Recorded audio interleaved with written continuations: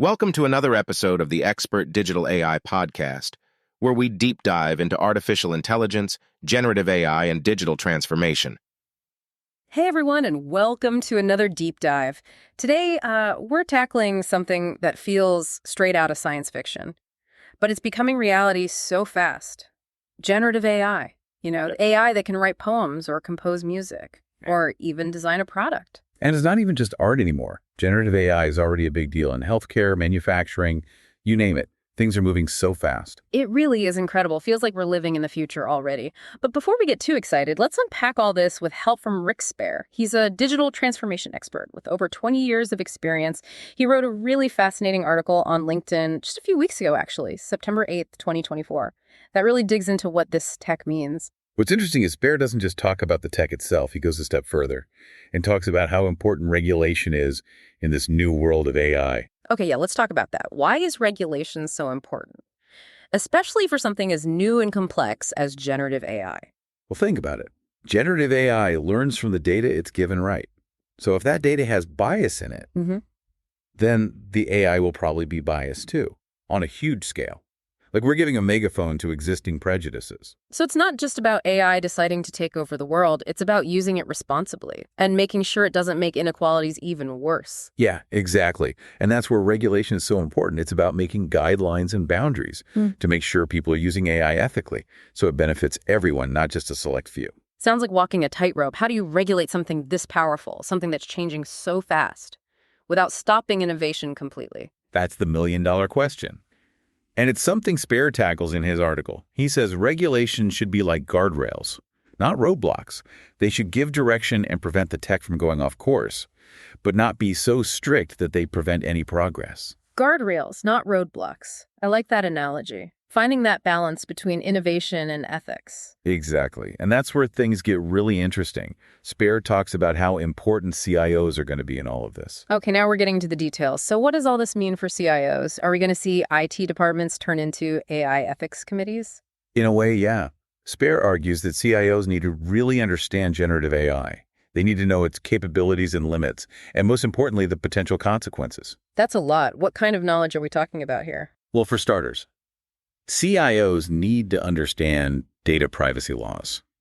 Have you heard of GDPR, the General Data Protection Regulations? Sure. It's about protecting people's info online, right? Right. And generative AI is usually trained on huge amounts of personal data. So following GDPR is going to be really important. We're talking big fines and lawsuits for companies that don't handle this right. Okay. Data privacy is huge. What else? Copyright is another minefield. Like if an AI writes a song that sounds just like a copyrighted song, who's responsible then? These are the questions CIOs will have to deal with. So on top of everything else they do, CIOs need to become experts in data privacy, copyright law, and AI ethics. That's a lot. Definitely a challenging time, but Spair says it's also a huge opportunity. An opportunity? How so? Think about it. Companies that use AI ethically and responsibly will build trust with customers and investors. It'll give them an edge. So it's not just about avoiding lawsuits. It's about doing good business in the age of AI. I like that. But let's be real for a sec. For those of us who aren't tech people or CIOs, how do we keep up with all this? It's moving so fast. Don't worry. You don't have to be a coder to understand this stuff. Yeah. Spair actually gives some really good advice. He even points us to some tools that anyone can use. Okay, now you're speaking my language. Tell me about these tools. What are they? First up is something called Hugging Face. Imagine a giant library. But instead of books, it has pre-built AI models. Okay, I'm just listening. How does that work? It's like an open source platform. Developers share these pre-built AI models, and you can use them for all sorts of things. Okay, so give me an example. Say you're building a chatbot for your website. You could use a pre-built language model from Hugging Face instead of building one from scratch. Okay, that makes sense. So it's like having all these AI parts you can use. What else is there? Another one Spair talks about is LangChain. This one's cool because it makes AI responses more contextually relevant. Contextually relevant. What does that mean exactly? Okay, so imagine you're talking to an AI. You ask it something and it gives you an answer.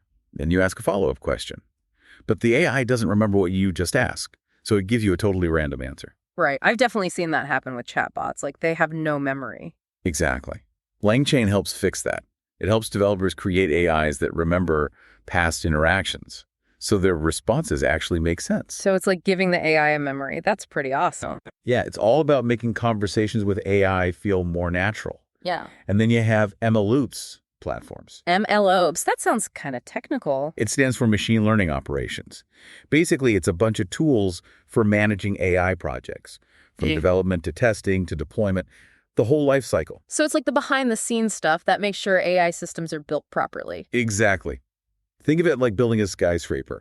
You wouldn't do that without a good foundation and a plan.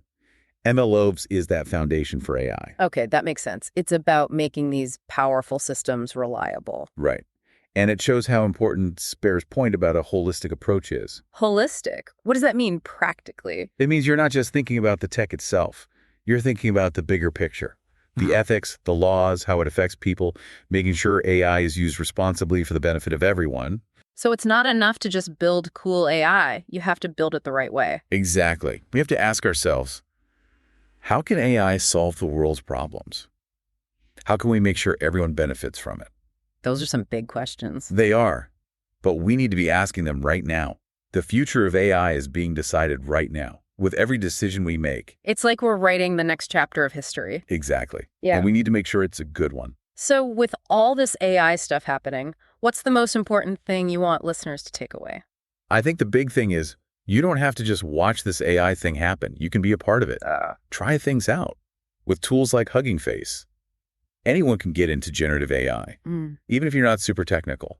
I like that. Like Spair saying, just dive in and see what you can make. Exactly. The more people who get their hands dirty with this tech, who really get what it can and can't do, the better off we'll all be. So we need to make AI less mysterious. Make it for everyone, not just the tech geniuses. Absolutely. Because in the end, AI comes from us. It reflects our values, our flaws even. And the future of AI depends on what we do with it. Oh, wow.